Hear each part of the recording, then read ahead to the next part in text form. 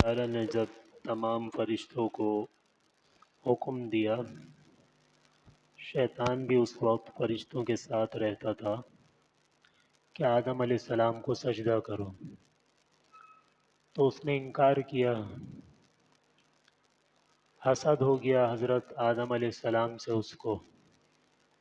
ہوا یہ تھا کہ انسانوں سے پہلے بھی کچھ مخلوقات اس زمین پر بستی تھی، حضرت آدم علیہ السلام کو پیدا کرنے سے پہلے۔ تو جو مخلوقات تھیں ان پر عذاب اللہ تعالیٰ نے نازل کیا، فرشتوں کو بھیجا، فرشتوں نے انہیں مارا، قتل کیا۔ تو یہ چھوٹا بچہ تھا، شیطان اس کو اٹھا کے اپنے ساتھ لے گیا آسمانوں پہ۔ تو یہ وہاں فرشتوں کے ساتھ رہنے لگا، عبادت میں لگ گیا، ماحول فرشتوں کا تھا، عبادت کا تھا، سارے فرشتے عبادت میں لگے رہتے ہیں۔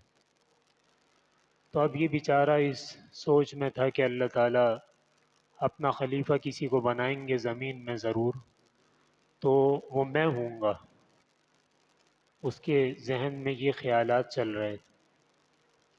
جب حضرت آدم علیہ السلام کو بنایا گیا تو بیچارہ اس کو حسد ہو گیا، حاسد بن گیا، انکار کیا۔ خیر، تو جب دشمنی پکی ہو گئی حضرت آدم علیہ السلام سے، تو اس نے اللہ تعالیٰ سے یہ کہا کہ آپ نے آدم کو عقل بھی دی ہے اور اسباب ہدایت بھی دیے ہیں، تو اس کے مقابلے میں مجھے بھی کچھ دیں ہیں۔ تو اللہ تعالیٰ نے فرمایا ٹھیک ہے، ہم تجھے اکثریت دیتے ہیں۔ آدم کے ہاں ایک بچہ پیدا ہوگا، تیرے ہاں 10 ہوں گے۔ اگر آدم کی اولاد کی تعداد 1 لاکھ ہوگی تو تیری 10 لاکھ ہوگی۔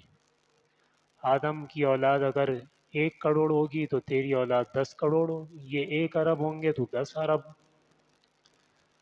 تو کہنے لگا کہ بعض اوقات ایسا ہوتا ہے کہ جو اقلیت والے ہوتے ہیں اگر ان میں طاقت زیادہ ہو تو وہ اکثریت پر غالب بھی آ جاتے ہیں، تو اس لیے مجھے اور بھی کوئی چیز مزید دی جائے۔ ٹھیک ہے، مجھے اکثریت مل گئی۔ تو اللہ تعالیٰ نے فرمایا کہ ٹھیک ہے، میں نے تجھے یہ اختیار دیا ہے کہ تو انسان کے جسم کے اندر خون کے ساتھ چل سکتا ہے، جیسے حدیث میں بھی آتا ہے، کچھ دنوں پہلے میں نے عرض کیا تھا۔ تو اس نے کہا یہ ٹھیک ہے، اب خون کے ذریعے سے میں اس کے دل تک پہنچ جاؤں گا اور وسوسے ڈالوں گا، اب میرا کام ہو جائے گا۔ اب میں آدم کی اولاد کو گمراہ کروں گا اور بھٹکاؤں گا، راستے سے، سیدھے راستے سے ہٹاؤں گا۔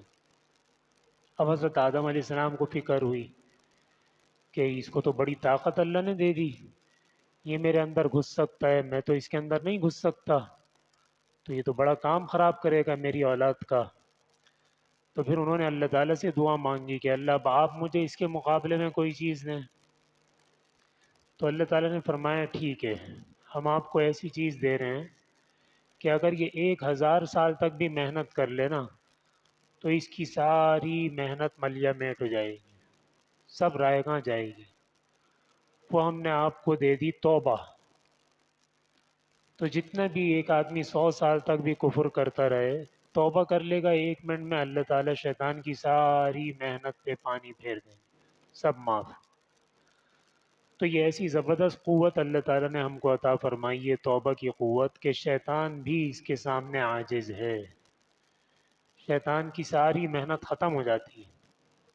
تو اس لیے کم از کم صبح اور شام 100 مرتبہ تو ہم توبہ کریں، استغفر اللہ ربی من کل ذنب واتوب الیہ، یا مختصر کر لیں، صرف استغفر اللہ کر لیں، اللہم اغفر لی کر لیں، یا رب اغفر لی کر لیں، تو اتنے تو گناہ بھی انشاءاللہ ہمارے دن میں نہیں ہوں گے، توبائیں ہماری گناہوں سے زیادہ ہو جائیں گی انشاءاللہ۔ تو معاملہ ہاتھ کے ہاتھ نمٹتا رہے گا، صاف ہوتا رہے گا۔ اللہ تعالی ہم سب کو پابندی کے ساتھ روزانہ بلا ناغہ استغفار اور توبہ کی توفیق عطا فرمائے۔